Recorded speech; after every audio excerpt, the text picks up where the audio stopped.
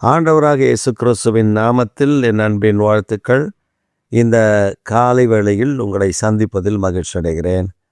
இன்றைக்கு நம்முடைய தியானத்திற்காக நாம் தெரிந்து கொள்கிற வேத வசனம் ஏசாயா தீர்க்கதரிசன புஸ்தகம் 29ஆம் அதிகாரம் 18ஆம் வசனம். அக்காலத்திலே செவிடர் புஸ்தகத்தின் வசனங்களை கேட்பார்கள், குருடரின் கண்கள் இருளுக்கும் அந்தகாரத்துக்கும் நீங்களாக்கி பார்வையடையும்.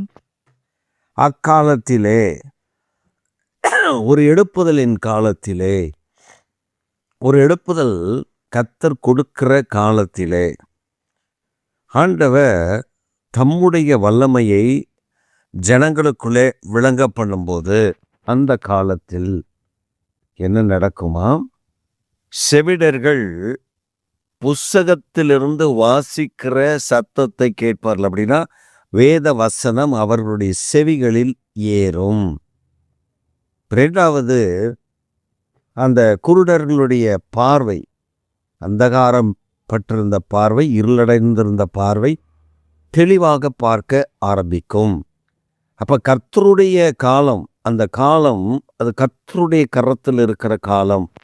அந்த காலத்தில் தேவன் தம்முடைய ஜனங்களை குருடர்களாக, செவிடர்களாக, முடவர்களாக அல்ல, அவர்கள் தேவனுக்காக செயல்படுகிற பாத்திரங்களாக மாற்றப் போகிறார்.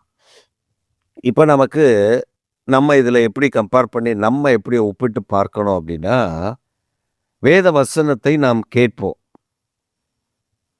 We shall listen. The God's word was preached in our churches.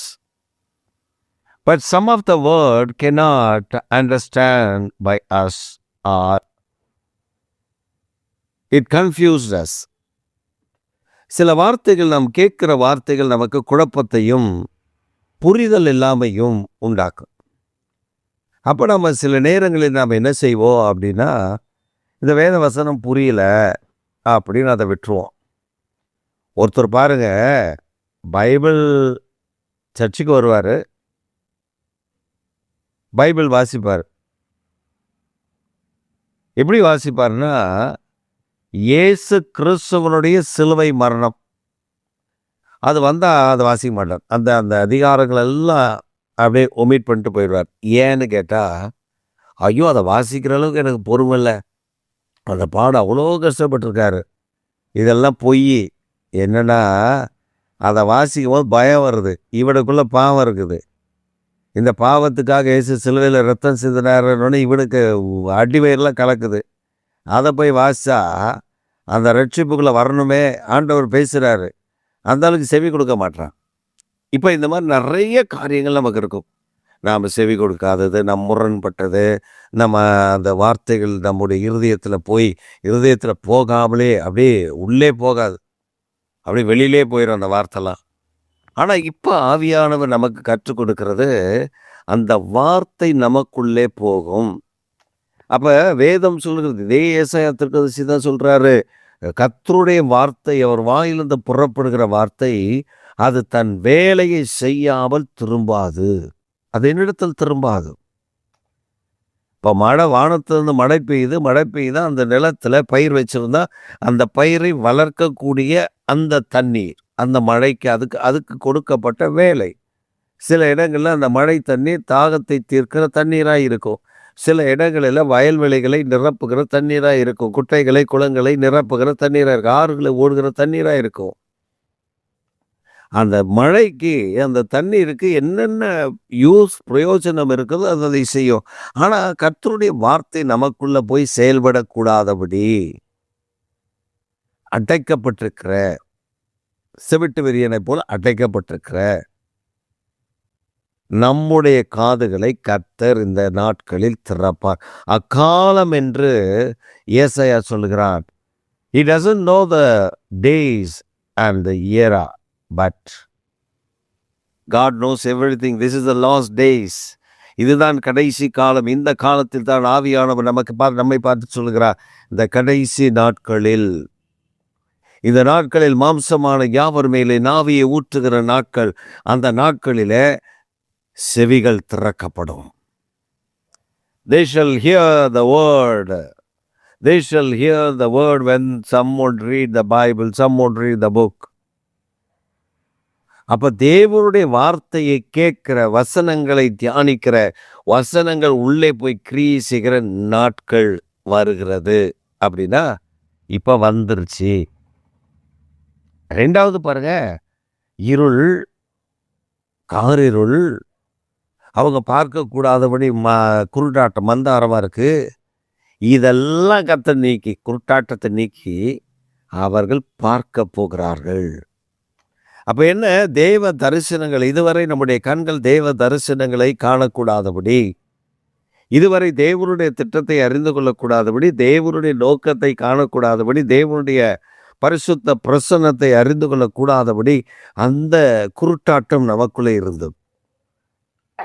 நிறைய பேருக்குள்ள ஆவியானவர் பேசுகிறத புரிந்து கொள்ள முடியாத தரிசன பார்வைகள் இல்லாமல், சொப்பனம் வந்துச்சுன்னா அந்த சொப்பனத்தை பற்றி நமக்கு ஒரு தெளிவில்லாமல், அர்த்தம் தெரியாமல், தரிசனத்தை பற்றின ஒரு உணர்வு இல்லாமல் நாம் இருந்த நாட்கள் உண்டல்லவா? இப்போ ஆவியானவர் சொல்றாரு, அந்த நாட்கள்ல நான் கண்களை திறப்பேன். You shall see the enemy's power. You shall see the enemy's plan. You shall see the enemy what he is going to do in your life. வாழ்க்கையில எதிராளி என்ன செய்ய போகிறான் என்பதை பார்க்கிற கண்கள். இது என்னன்னா, இதுக்கு ஒரு பேர் வேதத்தில் இருக்கு. அதுக்கு பேர் வந்து ஈகிள் ஐ. ஏன்னா அந்த பார்வை தெளிவா இருக்கும். ஈகிள் வந்து பருந்து அல்லனா கடுகு அல்லனா ராஜாளி எதுவாக வேணால் வச்சுக்கலாம். உயர பறக்கும், கீழல்ல உயர பறக்கும். அது அந்த உயர இடத்துல இருந்து பறந்து அங்கேருந்து கண்ணோக்கி பார்க்கும். அது இறையை பார்க்கும், அது எங்கே என்ன இருக்குன்னு பார்க்கும். அதெல்லாம் பார்த்து அது கவர்ந்து விடும். இப்போ சில காக்கா பாருங்க, சில காக்கா இந்த கழுகு போலவே உயர பறக்க நினைக்கும். இப்போ இந்த கழுகு கிட்ட போய் சண்டை போடும். கழுகு போலவே கிட்ட போய் அதை வெறுப்பேற்றுற மாதிரி ரெக்கை அடித்து இந்த கழுகு என்ன பண்ணும், நீங்கள் பார்த்தீங்கன்னா சில இடத்துல மாலை நேரத்தில் பாருங்கள், மாலை நேரத்தில் மொட்டை மாடியிலையோ நீங்கள் அப்படி நின்று பாருங்கள், அந்த வேலை கழுகு வட்டம் பிடிச்சுன்னா பார்த்தீங்கன்னா காக்கா போகும் அதுக்கிட்ட. உடனே கழுகு என்ன பண்ண தெரியுமா, அப்படியே சைலண்ட்டாக மேலே ஏறும். அதாவது அது மேலே ஏறுறதே தெரியாது, அது காற்றோட்டத்தை பிடிச்சி அப்படியே மேலே அப்படியே லைட்டாக ஏறும். இவர் ஒரு குறிப்பிட்ட தூரம் போவார், அதுக்கு மேலே போக முடியாது, கீழே இறங்கி வந்துடுறாரு. ஏன்னா கழுகுக்கு தெரியும் காக்கா இதுக்கு மேலே வந்துச்சுன்னா மூச்சு முடி செத்து போயிடும்னு. அந்த அட்மாஸ்பியரை தாண்டும். அது அந்த அட்மாஸ்பியரில் ஆக்சிஜன் லெவலை தாண்டும். அது ஒரு லெவல் இருக்குது, அந்த லெவலை தாண்ட அப்படியே மேலே அப்படியே ஏறும். கழுகுக்கு பழக்கம், ஆனால் காக்காவுக்கு பழக்கம் இல்லை. சிலர் காக்கா மாதிரி காக்காவாக இருந்துக்கிட்டு கழுகு மாதிரி ஆக்ஷன் போடுவாங்க. தனக்கெல்லாம் தெரியும், அதுவா பாச தெரியும், இதுவா பாச தெரியும். ஐயா எனக்கு தெரியும் ஆண்டவர் என்கிட்ட சொல்லாமல். ஆனால் அங்கே ஒன்றுமே தெரியாது. நான் என்னமோ ஐயா பறக்கிற மாதிரி. அவங்கள கொஞ்சம் தூரம் அந்த ஆவிக்குரிய ஜீவியத்தில் அப்படியே கொஞ்சம் பறக்க விட்டு பாருங்களேன், மூச்சு ஊட்டி வந்துடும், கீழே வந்துடும். ஐயையோ பாஸ்டர் இது நமக்கு செட் ஆகாது, ஐயையோ பாஸ்டர் இது நமக்கு இந்த உபவாசமெல்லாம் செட் ஆகாது, ஐயோ நம்மளால் உபவாசம் பண்ண முடியாது. சிலர் இருக்கிறாங்க.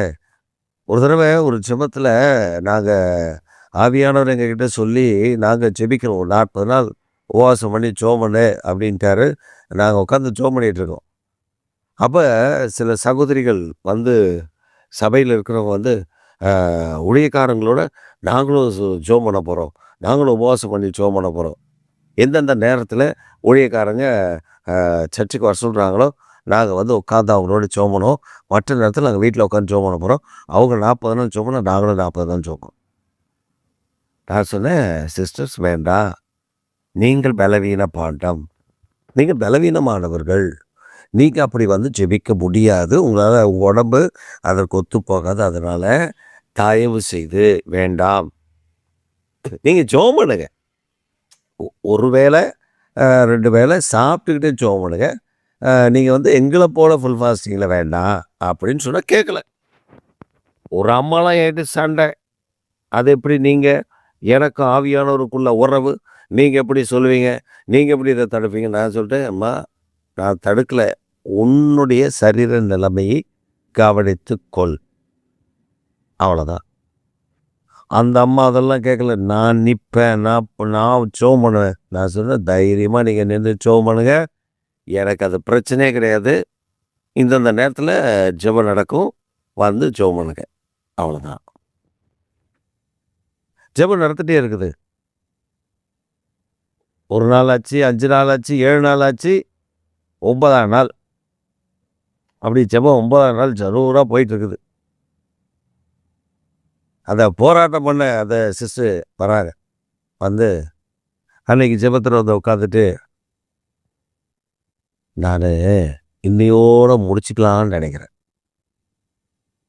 சொன்னீங்க, எனக்கு தலையெல்லாம் கிறுன்னு வருது, ஒன்றும் நடக்க முடியல, எங்கேயா தள்ளி கிளி கீழே வந்துடுமோ பயமாக இருக்குது, எனக்கு அந்த பலனே இல்லை. நான் சொன்னேன், உங்களுக்கு அந்த பலன் இருக்காதுன்னு சொன்னேன்ல, ஒரு வேளையாவது சாப்பிடுங்கன்னு சொன்னேன்ல, 2 வேளையாவது சாப்பிட்டு ஒரு வேளையாவது ஃபாஸ்டிங் இருக்குன்னு சொன்னேன்ல.